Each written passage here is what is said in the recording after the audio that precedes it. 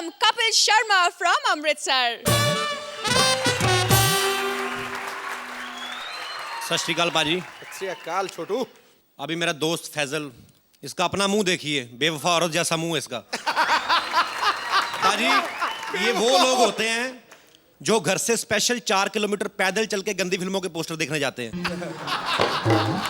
आपने कभी देखा होगा वो बी ग्रेड फिल्में होती है ना, इतनी इतनी स्कर्ट पहनी होती लड़की ने, ऐसे लोग वो पोस्टर देखते हैं।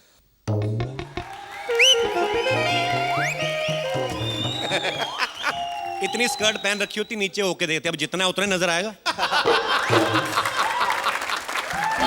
मैंने क्रिश फिल्म आई थी, मैंने लाला जी से बोला, मैंने कहा लाला जी सुना क्रिश बड़ी हिट जा रही है, सुना उसमें हीरो उड़ता भी है। बोले इसमें कौन सी बड़ी बात है, बाप राकेश रोशन हो, कौन नहीं उड़ सकता। बच्चे ऋतिक के बड़े फैन हैं। मैंने किसी बच्चे से पूछा, मैं कहा बेटा ऋतिक अच्छा क्यों लगता है? वो भी हमारी तेरा पापा की उंगली पकड़ के चलता है। बचपन में मेरे को फिल्में देखने का बड़ा शौक था। घर में टीवी नहीं था, किसी दूसरे के घर में जाके टीवी देखते थे, लोगों के घर में। लोग भी इतने बदतमीज जमीन पे बिठा देते थे। इतनी सर्दी में जमीन पे बिठा देते थे, ये भी नहीं सोचते थे बच्चे की निक्कर फटी हुई है। भाजी आप देखिए आज की फिल्मों के जो हीरो हैं, बॉडी बिल्डर, जैसे सलमान आप देखिए बॉडी बिल्डर, बॉडी चाहे जैसे भी बनाई वो अलग बात है, लेकिन हीरो तो लगते हैं ना। पुरानी फिल्मों के हीरो देख लो आप, बॉडी शॉडी होती नहीं थी बाजी उनकी। अब हीरो को अच्छा दिखाने के लिए क्या करते थे, उनके साथ सिंपैथी क्रिएट कर देते थे। हीरो को बेरोजगार जरूर दिखाते थे, काम कोई नहीं होता था, उसके कंधों पे कवारी जवान बहन की शादी की जिम्मेदारी, माँ होती थी उसकी भी आंखें नहीं होती थी, आंखों के ऑपरेशन के लिए पैसे नहीं होते थे। ये सब कॉमन चीजें होती थी। आप 70-80 दशक की आप फिल्में देखें, आपको पता चलेगा कि जो हीरो का बजट है वो भी विलन पे लगा दिया जाता था। आप देखिए इनके नाम देखिए, सबसे पहले आदमी नेशनल, नाम मल्टीनेशनल होते थे। शकाल, मोगैम्बो, लॉयन, ऐसे नाम होते थे। और लॉयन हमारे अजीत साहब, जो उनकी तो सोच इतनी ऊंची थी बाजी, इंडियन स्टाफ पर कभी उन्होंने विश्वास ही नहीं किया। उनका सारा स्टाफ विदेश से आता था। Robert, Michael, Mona. और मोना जरूर होती थी हर पिक्चर में, वो टांग निकाल के ना सेक्सी सी वो मैक्सी सी पहन के आती थी। वो शायद रिजर्वेशन कोटे में आती थी, महिला गुंडी जो होती थी। तो वो सारा कागजी कामकाज वही देखती थी। और एक उसके घर में भी होती थी, अजीत साहब के घर में अक्सर होती थी। जब विलन को कोई काम नहीं होता था ना, तो उसके घर में जो स्विमिंग पूल होता था, उसके बाहर बैठ के दिन में शराब पीता था बेवड़ा। तो वो लड़की जो होती थी, 2 कपड़ों में सिर्फ अलग से लड़की होती थी, वो उसका कोई काम नहीं था, सिर्फ मसाज करती थी विलन की।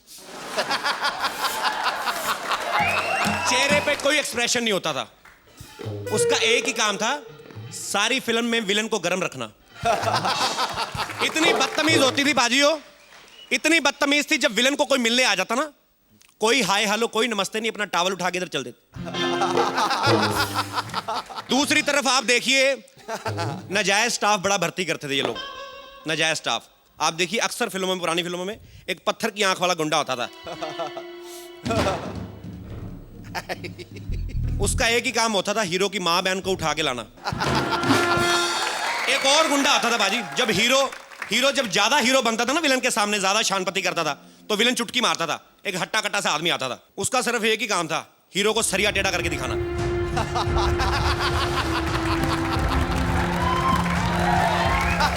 सही है भाई। और लास्ट में पाजी जब सारी बाजी हीरो के हाथ में होती थी ना, अपना पिस्टल उसने विलन की कनपट्टी में लगा रखा, तो छोटे लो लेवल का घटिया गुंडा आता था एक, ठहरो, तुम्हारी माँ हमारे कब्जे में है, अगर जरा सी भी हरकत की तो तुम्हारी माँ की खोपड़ी उड़ा दूंगा। हीरो भी अपनी पिस्टल फेंक देता था। इससे कोई पूछे भी, अगर उसके हाथ में पिस्टल है, तेरे हाथ में भी तो पिस्टल ही है, तू चला दे गोली, यही बात तू भी तो बोल सकता है। तेरी पिस्टल नकली थी क्या? तेरी माँ की खोपड़ी विलन की खोपड़ी नहीं। और जो माँ होती थी ना पाजी, माँ तो फिल्म में होती इसलिए थी ना कि लास्ट में अपने बच्चे को फंसा सके। तुझे पता है तेरे बच्चे की दुश्मनी चल रही है, 2-4 दिन इधर उधर हो जा। फिर भी वो फिल्में अच्छी लगती थी बाजी, क्यों? उन फिल्मों के फैन थे, करोड़ों फैन थे। आजकल सिंगर इतने ज्यादा हो गए हैं, पंजाब में तो बाढ़ आई हुई है, हर एक सिंगर अपनी कैसेट निकाल रहा है, सिंगर नहीं भी है तब भी कैसेट निकाल रहा है। लाला जी के दिमाग में आ गया मैं भी सिंगर बनूं। अब लाला जी के पास पैसे तो थे नहीं, किसी म्यूजिक के शो में चले गए। भप्पी लहरी जी वहां पे जज थे, हिमेश रेशमिया जी जज थे। शान ने अपने अंदाज में शुरू किया प्रोग्राम।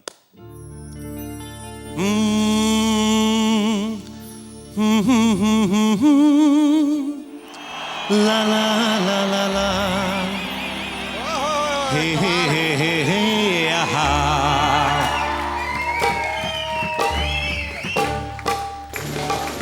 चांद सिफारिश जो करता हमारी, देता वो तुमको बता।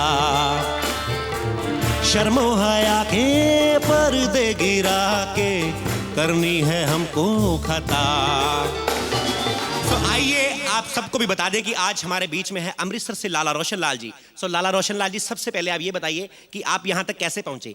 मैं पहले ट्रेन में आया हूँ, फिर मैं ऑटो से आया हूँ। नहीं, आप मतलब समझे नहीं। आपने समझाया ही कहाँ है? आप मतलब इस स्टेज पे कैसे पहुंचे? कहाँ ऑडिशन दिया था? ऑडिशन में तो मुझे घुसने नहीं दे रहे थे। मैं तो झूठ बोल के आया हूँ, मैं कोरियर देने आया हूँ उनका।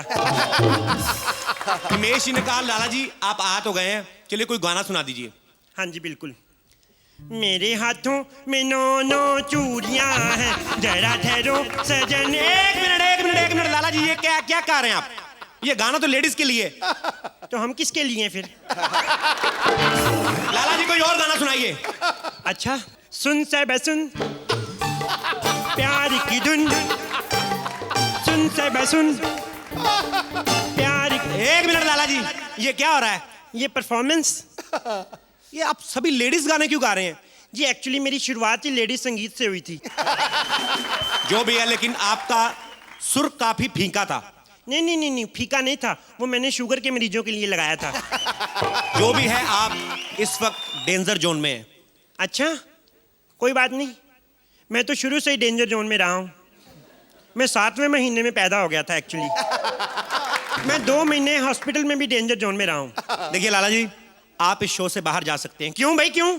कमाल कर रहे हैं आप। मैं अमृतसर का इतना मशहूर सिंगर हूँ। क्या खाक मशहूर सिंगर है आप? क्या आता है आपको? आप कोई फिल्मों के सिंगर है? हाँ जी, मैं फिल्मों में गाता रहा हूँ। कौन सी फिल्म में गाया आपने? मैंने पुष्पक में। अरे पुष्पक में गाना तो दूर, उसमें तो कोई डायलॉग भी नहीं था। तो ये तो फिर डायरेक्टर का कसूर है ना, उसने म्यूट कर दिया होगा। देखिए लाला जी, आप निहायत ही बदतमीज इंसान है। हिमेश जी बोल रहे हैं गुस्से में। एक तो आपको गाना आता नहीं, बदतमीज है, और ऊपर से औरतों वाले गाने गा रहे हैं। तो फिर क्या हुआ? मैंने तो औरतों वाला गाना ही गाया है। आप तो औरतों के बुर्के पहन के चले जाते हैं। ज्यादा बकवास मत करो, मैं बोल रहा हूँ। हाँ, अपना मुंह देखो, खराब दही की लस्सी पीते रहे हो।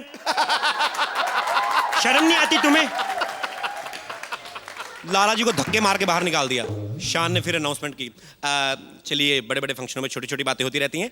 तो एक बार फिर हमारे बीच, ओह माय गॉड, अमृतसर से एक और कंटेस्टेंट शमशेर जी, जोरदार तालियां। सत श्री अकाल जी, टोपी वाले भाई साहब, आपको बोल रहा हूँ भी सत श्री अकाल। शमशेर जी, सबसे पहले आप ये बताइए कि आप हमारे दर्शकों को क्या सुनाएंगे?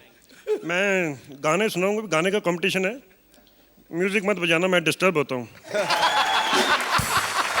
गाना अर्ज किया है कि हमें तुमसे प्यार कितना ये हम नहीं जानते, मगर जी नहीं सकते तुम्हारे बिना। ये क्या क्या कर रहे हैं आप? मेरा अपना लिखा हुआ गाना है जी। लेकिन ये तो किशोर साहब का है। नहीं, उनका गाना था, मेरी कव्वाली है जी। लेकिन आप धुन में तो गाइए, कंपोजिशन तो कीजिए। अगर मैंने कंपोजिशन करनी तो आप 2 सांड से क्यों बैठे हुए यहाँ पे? गोली मार दूं आपको? वो डर गए अभी, बप्पी लहरी जी और हिमेश जी डर गए। देखिए, आपका शमशेर जी गाना जो था, आप पेट से गाइए, पेट से। अब मैं नाभि के आगे माइक लगा लूं? आप कह रहे हैं पेट से, ये टोपी वाले भाई साहब नाक से। आप लोग मुंह से इतना परहेज क्यों करते हो? देखिए शमशेर जी, आप ऐसे मत बोलिए। वो हमारे बड़े ही मशहूर म्यूजिक डायरेक्टर भप्पी लहरी जी हैं। भप्पी लहरी हो चाहे पप्पी लहरी,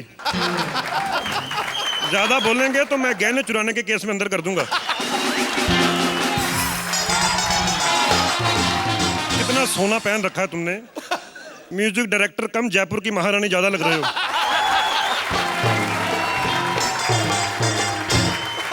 शमशेर जी, देखिए शमशेर जी, ज्यादा गर्म मत होइए। आप ये बताइए, आपने किसी से सीखा है? मैंने बिल्कुल अपने उस्ताद जी से सीखा है जी। आप अपने उस्ताद जी का नाम बताएंगे? ओए होए होए होए, मेरे उस्ताद जी, ओए होए होए, नाम लेने का दिल नहीं करता पाजी। नाम लेने का दिल क्यों नहीं करता? उनको आता ही कुछ नहीं था पाजी। सारे उस्ताद सा से होते हैं, सा। वो पा से थे। जी पास है मतलब समझे नहीं। जी पा से मतलब पा पा पैग पा, शराबी आदमी थे जी। शराबी आदमी थे। एक दिन रियाज कर रहे थे सा, तो सा लगाया, बाद में सा वापस ही नहीं आया जी। अच्छा ये बताइए आपके उस्ताद जी की कोई एल्बम निकली है? नहीं जी, एल्बम तो नहीं उन्होंने निकाली कोई। एक बार शादी का प्रोग्राम हुआ था, वहां से एक डांसर निकाल ली उन्होंने। उन्होंने डांसर निकाल ली तो पुलिस वालों ने उनकी उंगलियां तोड़ दी जी। तो हारमोनियम उनसे अब बजता नहीं है। तो अब क्या करते वो? अब वो मैरिज पैलेसों के बाहर गुब्बारे फुला फुला बच्चों को बेचते हैं। शमशेर जी एक लास्ट क्वेश्चन, आपकी कोई इस फील्ड में कुछ करने की ख्वाहिश? मेरी बिल्कुल जी, मैं लता जी के साथ डुएट सॉन्ग गाना चाहता हूँ। तो आपने कभी कोशिश की लता जी से मिलने की? बिल्कुल जी बिल्कुल, मैंने उनसे मिलने की कोशिश की, मैं मिला भी। मैंने अभी एक ही लाइन सुनाई थी, पाजी ओए होए, जितनी बड़ी वो आर्टिस्ट हैं उनको हाथ नहीं उठाना चाहिए था। पाजी अभी मैंने एक लाइन सुनाई थी, एक मैंने उनको लाइन सुनाई, 150 थप्पड़ मारे मेरे। 150 नहीं, आप 140 समझे। मतलब पहले 10 थप्पड़ तो मुझे पता ही नहीं चल रहा कि मुझे मार पड़ रही है।